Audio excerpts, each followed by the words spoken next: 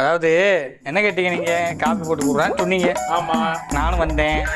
பால் packet ஒரே ஒரு packet தான் இருந்துச்சு. சரி ரைட்டு போடுவோன்னு நான் சட்டியில் ஊற்றி வச்சிட்டேன். பார்த்தா 2 பேர் கூட வருமானன்னு ஒரு டவுட்டு.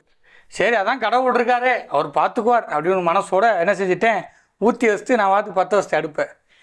அதாவது நம்ம காணா ஒரு கல்யாணத்தை நடக்காது 5 அப்போ 2 மீனை வச்சு 5000 பேர் சாப்பிடாத அதிசயம் நம்ம இதில் நடந்துடாதா அப்படின்னு ஒரு அற்ப எண்ணத்தில் பண்ணிட்டேன். சரி நானும் பொங்கிருச்சு எடுத்து ஊற்றுனேன். 5 கப்பு எடுத்து வச்சேன்டா. 2 கப்பு ஊற்றுனேன், முடிஞ்சு போச்சு. இப்போ என்ன பண்ணுறதுன்னு எனக்கு தெரியல. நான் என்னடா செய்கிறது?